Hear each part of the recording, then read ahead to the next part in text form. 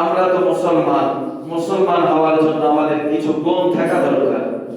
কি গুণ থাকা দরকার তা নিয়ে কিছু আলোকপাত করব। যেমন আল্লাহ রাব্বুল আলামিন কোরআনুল কারীমে ফুরকানুল হামিদের মধ্যে ইরশাদ করছেন, বিসমিল্লাহির রহমানির রহিম, ইয়া আইয়ুহাল্লাযীনা আমানুত্তাকুল্লাহ, হে ঈমানদারগণ তোমরা আল্লাহকে ভয় করো, হাক্কা তুকাতিহি, ভয় করার মতো করো।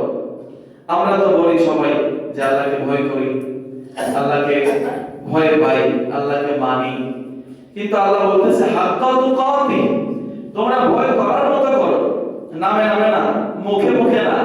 ভয় করার মতো করলে আপনি গুনাহ করতে পারবেন না।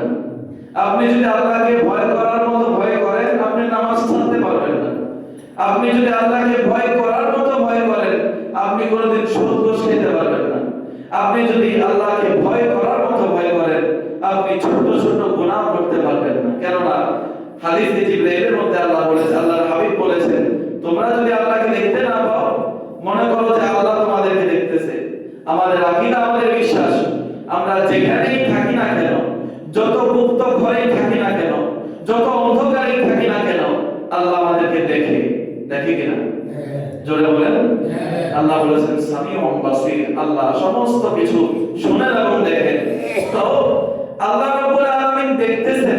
আল্লাহরে আমরা একজন মানুষের দেখে একটা গুনাহ করতে লজ্জাবোধ করি, কিন্তু যেখানে আল্লাহ আপনাকে দেখতেছে সেখানে আপনি গুনাহটা কেমনে করেন? যখন আল্লাহর ভয়টা আপনার অন্তরে ভয়ের মতো থাকবে, আসলেই থাকবে। আল্লাহ যেভাবে বলেছে হাক্কা তুকাতি, ভয় করার মতো করো, ওই ভয়টা যদি আপনার অন্তরে থাকে, আপনি কোনোদিন গুনাহ করতে পারবেন না। এই জন্য আল্লাহ বলেছেন, হে ঈমানদারগণ আল্লাহকে ভয় করো। আবার বলতেছে ভয় করার মতো করো, শুধু নামে নামে, মুখে মুখে না। তারপর আল্লাহ বলতেছেন যে হে মুসলমানগণ তোমরা ওয়ালা তামুতুন্না ইল্লা ওয়া আনতুম মুসলিমুন, তোমরা মুসলমান না হয়ে হইল না। আল্লাহরে ভয় করো, ভয় করার মতো করো, এবং আর তোমরা মুসলমান না হয়ে হইল না।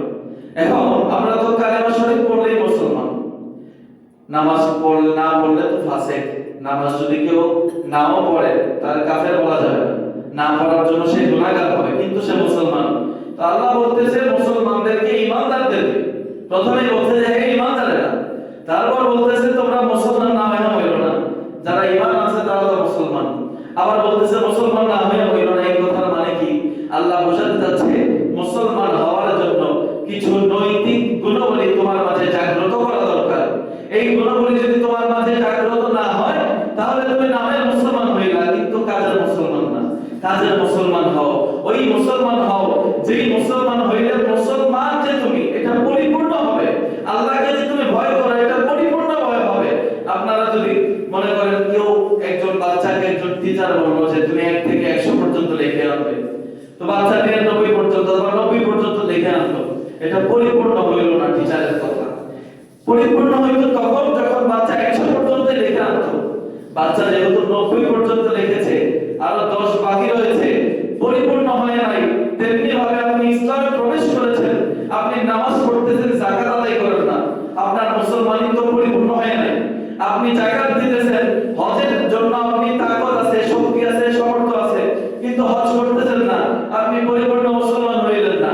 আপনি যাকাত দিতেছেন, হজ করতেছেন, কিন্তু রমজান আসলে রোজা রাখেন না, আপনি পরিপূর্ণ মুসলমান হইতে পারলেন না।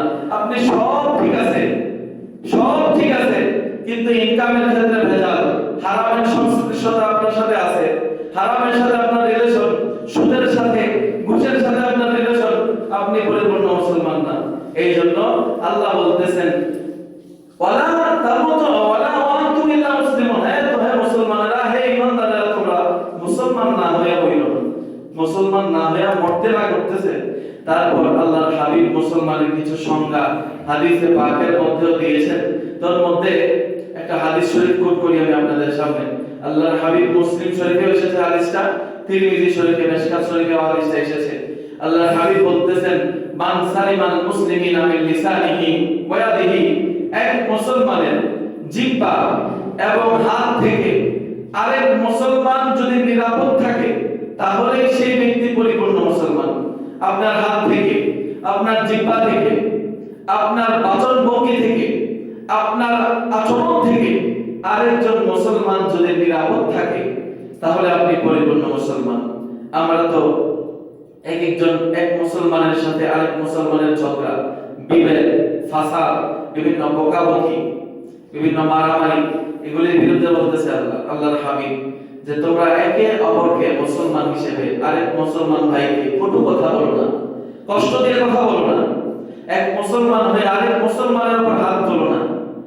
মুসলমান হইতে গেলে কিছু গুণ দরকার। এখানে আল্লাহর হাবিব দুইটা দিয়েছেন যে এক মুসলমান থেকে আরেক মুসলমান নিরাপদ থাকবে তার জিহ্বা এবং হাত থেকে। জিহ্বা থেকে নিরাপদ থাকা মানে আপনি আপনার মুসলমান ভাইকে কোনোদিন কষ্ট দিয়ে কথা বলবেন না, আপনি আপনার মুসলমান ভাইয়ের উপর কোনোদিন হাত তুলতে পারেন না। এই যে আমাদের গতকালকে নির্বাচন গিয়েছে, আমাদের আলহামদুলিল্লাহ বাচ্চারাপুরে সুষ্ঠু সুন্দর নির্বাচন হয়েছে, কোনো মারামারি কোনো বিশৃঙ্খলা হয়নি। কিন্তু এই নির্বাচনকে ঘিরে অনেক জায়গায় মারামারি হয় না? এক মুসলমান ভাই আরেক মুসলমানের উপর হাত তোলে, এক প্রতিবেশী আরেক প্রতিবেশীর উপর হাত তোলে ভিন্ন দল করার কারণে। না, এগুলি মুসলমানের আদর্শ না।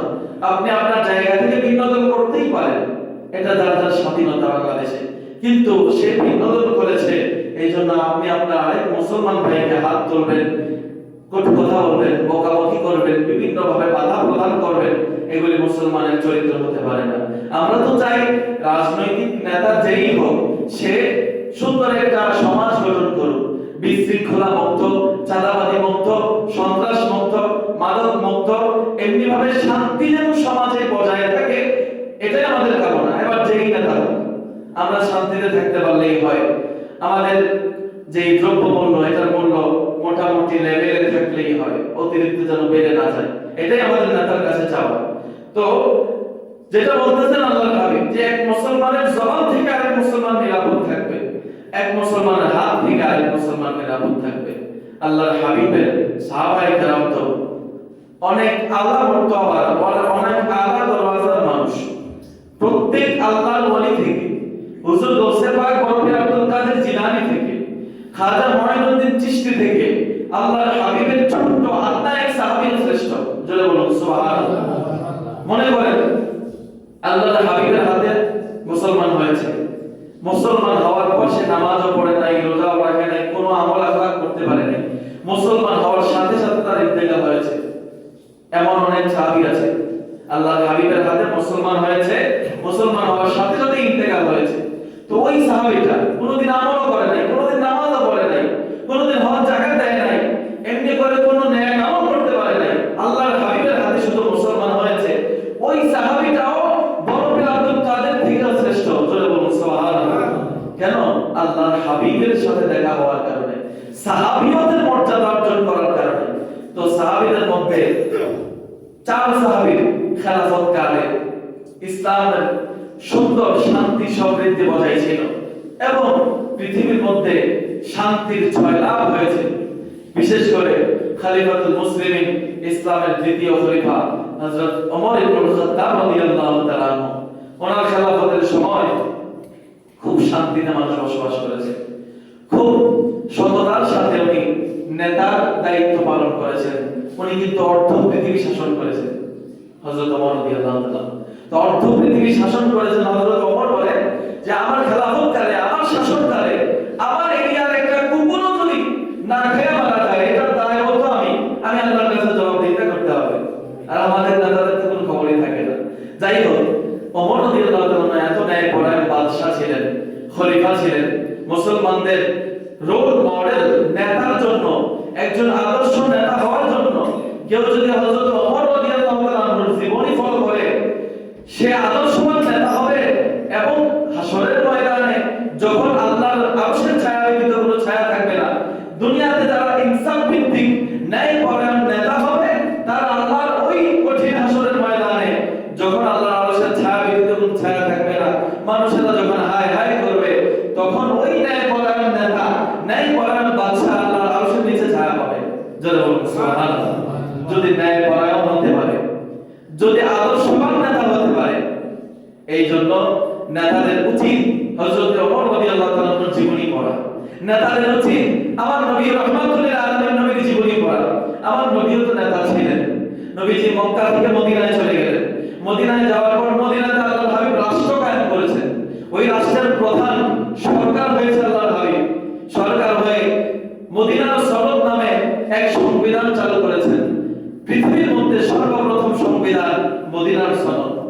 আল্লাহর হাবিব প্রণয়ন করেছেন। তো ওই থেকেই বিভিন্ন দেশের দেশভিত্তিক সংবিধান থাকে। আমাদের দেশেরও কিছু সংবিধান আছে, বিশেষ করে গতকালকে গণভোট হয়েছে সংবিধান পরিবর্তনের জন্য। ওই সংবিধানের ধারা, সংবিধান কোত্থেকে এসেছে? আল্লাহর হাবিব মদিনাতে যে রাষ্ট্র কায়েম করেছে, রাষ্ট্র কায়েম করার পর রাষ্ট্র যেই নীতিতে চলবে, কিছু নীতি প্রণয়ন করেছেন। আল্লাহর হাবিব একটা সনদ প্রণয়ন করেছেন, এটার নাম মদিনার সনদ। ওই মদিনার সনদ অনুযায়ী আল্লাহর হাবিব রাষ্ট্র পরিচালনা করতেন। ওই সুন্নাত আদায় করতে করতে এখন প্রত্যেক রাষ্ট্রের আলাদা আলাদা সংবিধান আছে। তো আল্লাহর হাবিব তো নেতা ছিলেন, সরকার ছিলেন। এই জন্য আমাদের নেতাদের উচিত আল্লাহর হাবিবের জীবনী ফলো করা। আল্লাহর হাবিব কেমন নেতা ছিলেন, খলিফাতুল মুসলিমিন হযরত ওমর রাদিয়াল্লাহু তাআলা কেমন নেতা ছিলেন, ওনাদের আদর্শ যদি আদর্শবান হয়ে কোন নেতা নেতৃত্ব দিতে পারে, বললাম না আল্লাহ রাব্বুল আলামিন ওই কঠিন হাসরের ময়দানে আরশের নিচে ছায়া দেবে।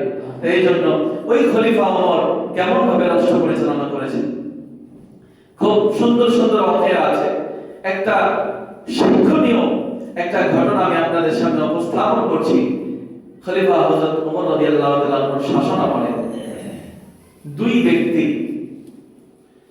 ব্যক্তির বাবা, একটা খেজুর বাগান আছে, বড় খেজুর বাগান, খেজুর বাগানে পাহারা দিচ্ছেন। এমন সময় একটা ওট ঢুকে গেছে খেজুর বাগানে। ওট ঢুকে যাওয়ার পর ওই খেজুর বাগানের মালিক একটু রাগান্বিত হয়ে ওটার উপর একটু আঘাত করেছে। ওট আঘাত পেয়ে একটু কষ্ট পাচ্ছে, চোখের মধ্যে আঘাত করেছে, ওট লাফাচ্ছে কষ্টে। তো ওই ওটের মালিক এটা দেখে আর সহ্য করতে পারে না, দূর থেকে পাথর দিয়ে দিছে ঢিল। যেই বাগানের মালিক আছে ওই বাগানের মালিকের মাথায় লাগছে, লাগার কারণে এই লোক মারা গেছে।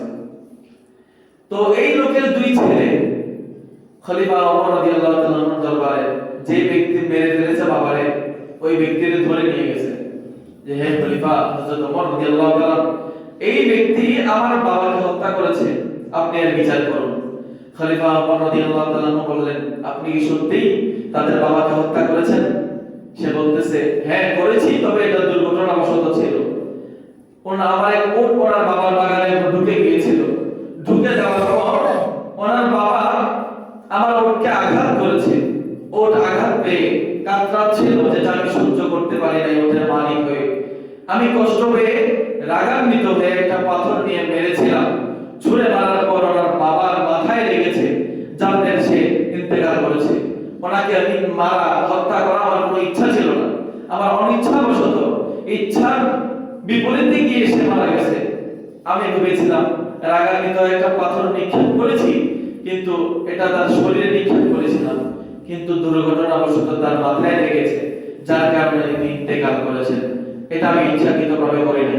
ওমর রাদিয়াল্লাহু তাআলা দিয়ে বলে ওই ব্যক্তির ছেলেদেরকে যে তোমরা কি আসামিকে মাফ করবে? তারা বলে না, আমরা মাফ করব না, আমরা আমাদের বাবার হত্যার বিচার চাই, তারও মৃত্যুদণ্ড চাই। তো খলিফা ওনাদের বিচার করতেছেন, মৃত্যুদণ্ড কায়েম হবে, হত্যা বললে তো হত্যা। তো বিচার কার্য সমাধান হলো, মৃত্যুদণ্ড অর্ডার হয়ে গেল। এখন যে ব্যক্তি আসামি পাথর মেরেছে ওই ব্যক্তিকে খলিফাতুল মুসলিমিন হযরত ওমর রাদিয়াল্লাহু তাআলা ডাক দিয়ে বলে যে তোমার কোনো শেষ ইচ্ছা আছে নাকি? থাকলে বলো, পূরণ করা হবে। ওই ব্যক্তি বলতেছে, আমার শেষ ইচ্ছা বলতে একটা ইচ্ছা আছে, আমি এতিম, আমার বাবা নাই, আমার একটা ছোট ভাই আছে, ছোট ভাইয়ের কিছু সম্পদ আমি এক জায়গায় লুকিয়ে রেখেছি। আমার ছোট ভাই এখনো না বালেগ, সে বালেগ হওয়ার পর তাকে দিব, কিন্তু আমি যদি মরে যাই এখন আমার ভাই ওই সম্পদগুলি পাবে না। এখন আপনি যদি ইহসান করে আমাকে কিছু সময় দেন, ওই সম্পদগুলি আমার ভাইকে বুঝিয়ে দিয়ে আসবো। খলিফাতুল মুসলিমিন বললেন, হ্যাঁ তোমার এই শর্ত পূরণ করা হবে যদি তুমি জামিন দিতে পারো, যদি তোমার পক্ষে কোনো সাক্ষী দেয় যে তুমি গিয়ে আবার ফিরে আসবে, তাহলে আমি তোমাকে যেতে দিতে পারি, ছেড়ে দিতে পারি।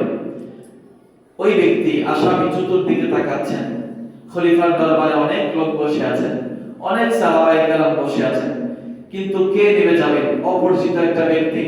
এই লোক গেলে আসবে কিনা তার কোনো নিশ্চয়তা নাই। আর যদি না আসে, যে ব্যক্তি জামিন হবে ওই ব্যক্তির মৃত্যুদণ্ড কার্যকর করা হবে, এই ব্যক্তি না আসবে। তা এত কঠিন মুহূর্তে কে হবে যাবে? কেউ জামিন হইতেছে না, কেউ হইতেছে না দেখে নবীর এক প্রখ্যাত সাহাবী হযরতে আব্দুল্লাহ ইবনে জাবির ইবনে আব্দুল্লাহ রাদিয়াল্লাহু তাআলা পিছন থেকে হাত তুলে বলতেছে, ও খলিফাতুল মুসলিমিন, আমি আমার মুসলিম ভাইয়ের জামিন হলাম। জোরে বলুন সুবহানাল্লাহ।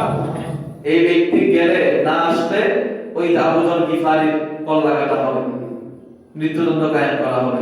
এমন কঠিন মুহূর্তে আমরা কি কেউ কোনোদিন জামিন পাইতাম? আল্লাহর হাবিবের সাহাবায়ে কেরামের আদর্শ কত সুন্দর। জামিন হয়ে গেলেন, 3 দিনের জন্য এই লোককে ছাড়া হলো, আসামিকে 3 দিনের জন্য ছেড়ে দেওয়া হলো। একদিন 2 দিন আসলো না, 3 নাম্বার দিন চলে যাচ্ছে, এখন আসতেছে না।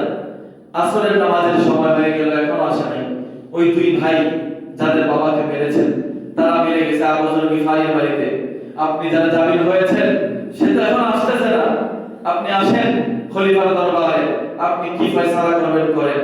আবু যর গিফারি বলেন, আমার মুসলমান ভাই মুসলিম ভাইয়ের জামিন হয়েছে, আজকের দিন তো এখনো শেষ হয় নাই, মাগরিবের নামাজের আযান হোক তারপরে দিন শেষ হবে, এর আগে যদি না আসে তারপর আমার উপর বিচার কার্যকর হবে। তারপর সবাই মিলে গেলেন খলিফার দরবারে, ওমর ইবনে খাত্তাবের দরবারে। যাওয়ার পর কিছুক্ষণ পর মাগরিবের আযান হচ্ছে, মাগরিবের আযান হচ্ছে এমন সময় মুরব্বির দিক থেকে দৌড়ে দৌড়ে ওই আসামি ফিরে আসতেছে। জোরে বলুন সুবহানাল্লাহ। আসামিকে ছেড়ে দেওয়া হয়েছে 3 দিনের জন্য। 3 দিন পর এই ব্যক্তির মৃত্যুদণ্ড কায়েম করা হবে, এই ব্যক্তি জানে, তারপর আবার ফিরে আসতেছে। সুবহানাল্লাহ বলেন। এই ব্যক্তিকে খলিফাতুল মুসলিমিন হযরত ওমর ডাক দিয়ে বলে, তোমার তো মৃত্যুদণ্ড অর্ডার হয়ে গেছে, তুমি আসলেই তোমাকে মেরে ফেলা হবে, তুমি এটা জানতে, তারপরেও কেন তোমাকে ছেড়ে দেওয়ার পর তুমি ফিরে আসলে? ওই ব্যক্তি জবাব দিচ্ছে, ও খলিফাতুল মুসলিমিন, আমি মুসলমান, আল্লাহর হাবিবের দ্বীন গ্রহণ করেছি, আল্লাহর কোরআনের আদর্শ লালন করে আমার বুকে আমি মুসলমান হয়ে কথা দিয়ে গিয়েছি, 3 দিন পর ফিরে আসব। 3 দিন পর যদি আমি না আসি, মানুষজন লোকজন বলবে একজন মুসলমান কথা দিয়েছিল, কথা দিয়ে কথা রাখে নাই, মানুষ যেন এই কথা না বলতে পারে, আমি আমার কথা রাখার জন্য ফিরে এসেছি। জোরে বলুন সুবহানাল্লাহ। একজন মুসলমানের আদর্শটা এমনই হওয়া উচিত, কথা দিলে কথা রাখা উচিত। আমরা তো এখন কথা দিলে কথার কোনো ঠিক ঠিকানা থাকে না, বিশেষ করে টাকা ধার দিলে এটার তো বেশি খারাপ অবস্থা হয়ে যায়। 1 মাসের টাইম দিলে 6 মাস পরেও তার খুঁজে পাওয়া যায় না। যদিও সবাই এমন না, এক না, কেউ কেউ আছে টাকা নিয়ে নেয় প্রয়োজনে, কিন্তু নেওয়ার পর দিনে কোন সময় তার জন্য তার মাথায় ঘুম আসে না। বিশেষ করে আমি আমার কথাই বলি, কোন প্রয়োজনে আমি আমার বন্ধু থেকে 10,000 টাকা ধার নিয়েছিলাম 2 মাসের সময়ের জন্য, যে 2 মাস পরে তোমাকে দিব, আমাকে 10,000 টাকা দাও। সে দিছে, দেওয়ার পর 1 মাস যাওয়ার পর আমার আর ভালো লাগতেছে না, কবে তার টাকা দিব, কবে দিব, এটাই চিন্তা ভাবনা, শুধু মাথায় যেমন পাথর চাপায় আছে। তারপর কিছুদিনের মধ্যে 2 মাস হওয়ার আগে আরো 20-25 দিন বাকি থাকতেই তার আমি 10,000 টাকা দিয়ে দিয়েছি। তো এটাই তো মুসলমানের আদর্শ হওয়া উচিত, কথা দিলে কথা রাখা উচিত। আপনি যেই দিন দিতে পারবেন টাইমটা ওই দিনের দেন। আপনার যদি 1 সপ্তাহ জায়গায় 2 সপ্তাহ টাইম লাগে, আপনার ভাইয়ের কাছ থেকে বলে নেন যে ভাই আমি 1 সপ্তাহে পারবো না, আপনি আমাকে এত টাকা দেন, আমি 2 সপ্তাহ পর আপনাকে দিয়ে দিব। তারপর কথা বলতে করতে পারবে না মুসলমান। এই জন্য সকলেই চেষ্টা করবেন কথা রাখার জন্য, কথা দিলে কথার বরখেলাপ যেন না হয়। তারপর আল্লাহর হাবিব, ওই আল্লাহর হাবিবের সাহাবী হযরত ওমর রাদিয়াল্লাহু তাআলা ডাক দিয়ে বলে, ও আবু যর, এই ব্যক্তিকে তো তুমি চিনো না, না চিনার পরেও তোমার জীবনের ঝুঁকি নিয়ে কেন এই ব্যক্তির জামিন বলে? আবু যর গিফারি ডাক দিয়ে বলে, হে খলিফাতুল মুসলিমিন, ভরা মজলিস, অসংখ্য মুসলমান বসা, এমন সময় একজন মুসলমান ভাইয়ের সাহায্য প্রয়োজন, কিন্তু কেউ সাহায্য করবে না, লোকজন যেন না বলতে পারে যে অসংখ্য ভরা মজলিসে মুসলমানদের, অসংখ্য মুসলমানদের সামনে একজন মুসলমান ভাইয়ের সাহায্য প্রয়োজন ছিল, কোন মুসলমান ভাই সাহায্য করে নাই, এই কথা যেন কোন মুসলমান, কোন মানুষ বলতে না পারে। এই জন্য আমার জীবনের ঝুঁকি নিয়ে আমি আমার এই মুসলমান ভাইয়ের জামিন হয়েছি। জোরে বলুন সুবহানাল্লাহ। জীবনের ঝুঁকি নিয়ে মুসলিম ভাইকে সাহায্য করেছে। আমাদেরও তো এমন হওয়া উচিত, একজন মুসলমান ভাই হিসেবে আরেকজন মুসলমান ভাই বিপদে পড়লে জান দিয়ে ঝাঁপিয়ে পড়া দরকার। আমরা তো কেটে বলি, পাশ কেটে যাই, যদি সামর্থ্যবান হই তারপরে পাশ কেটে যাই, তাকে সাহায্য করার মতো ক্ষমতা আমার আছে, কিন্তু তার দিকে ফিরেও তাকাই না। আসলে আমাদের আদর্শ যেন পরিবর্তন হয়। মুসলমানের আদর্শ শিখুন সাহাবায়ে কেরামের আদর্শ থেকে। সাহাবী জীবন বাজি রেখেছে আরেক ভাইকে সাহায্য করার জন্য। আপনি আমি কি করি? আমরাও যেন কোন মুসলমান ভাই বিপদে পড়লে তাকে সাহায্য সহযোগিতা করি। তারপর আল্লাহর হাবিবের সাহাবায়ে কেরামের শান দেখুন। এই দুই সাহাবীর এই কথা শুনে খলিফাতুল মুসলিমের মুসলিমিন ওমর রাদিয়াল্লাহু তাআলার সামনে দরবারে যে দুই ভাই বিচারের জন্য এসেছিল, বাবা হত্যার বিচারের জন্য এসেছিল, এই দুই ভাই আবু যর গিফারির কথা শুনে, আসামির কথা শুনে মাইন্ডসেট পরিবর্তন হয়ে গেছে। ও খলিফাতুল মুসলিমিন শুনুন, আমার ভাইরা যদি এত ইহসান করতে পারে, একজনের জন্য আরেকজন জীবন কুরবান দিতে পারে সাহায্য করার জন্য, আমরা আমাদের কাছে তো এই আসামি ক্ষমা চেয়েছিল, আমরা ক্ষমা না করে আপনার দরবারে নিয়ে এসেছি। আমরাও আজকে আমার এই আসামি ভাইকে বাবা হত্যার জন্য বিচার না চেয়ে ক্ষমা করে দিলাম, যেন কোনোদিন কোনো মানুষ বলতে না পারে যে একজন মুসলমান হত্যা করার পর মুসলমানদের কাছে ক্ষমা চেয়েছিল, কোন মুসলমান ক্ষমা করে নাই, আমরা আমার ভাইকে ক্ষমা করে দিলাম। জোরে বলুন সুবহানাল্লাহ। বাবা হত্যার বিচার চাইতে গেছে, দুইজনের কথা দেখে তাদেরও মন পরিবর্তন হয়ে গেছে। ও খলিফাতুল মুসলিমিন, আমার বাবাকে যদিও হত্যা করেছে, সে তো আর ইচ্ছাকৃত ভাবে করে নাই, এই জন্য আমরা এই দুইজনের আদর্শ দেখে আমরা বলতেছি তাকে আমরা ক্ষমা করে দিলাম। এই জন্য এগুলো হলো মুসলমানের আদর্শ। আমাদের আদর্শ এমন হওয়া দরকার। মনে করেন আপনার সাথে আপনার এক ভাই, মুসলমান ভাই একটু ভুল করেছে, এটা আমরা 5 বছর পর 10 বছর পরে মনে রাখি, 17 বছর পরে মনে রাখি। এই জন্য ভুল করে মনে রাখবেন না, ক্ষমা করবেন। ক্ষমা করা মহৎ গুণ। আল্লাহ যে ব্যক্তি যেই বান্দা ক্ষমা করে সেই বান্দাকে ভালোবাসে। জয় বলুন সুবহানাল্লাহ। এটা তো আল্লাহর গুণ। আল্লাহ বান্দাকে ক্ষমা করে দেয়। সারা বছর নামাজ পড়েন নাই, সারা জিন্দেগি গুনাহে কাটিয়েছেন, শেষ বয়সে গিয়ে আল্লাহর দরবারে ক্ষমা চাইতেছেন, আল্লাহ যা জীবনে যা করেছি সব ভুল করেছি, এখন তওবা করছি, maaf করে দেন। আল্লাহ maaf করে দেয়। এগুলো তো আল্লাহর গুণ, আল্লাহর মহৎ গুণ ক্ষমা করা। ওই গুণে যারা গুণান্বিত হবে আল্লাহ তাদেরকে ভালোবাসবে। সম্মানিত হাজিরিন, আমরা মুসলমান হিসেবে আমাদেরও আদর্শ যেমন এমনই হয় এই কামনা রাখছি।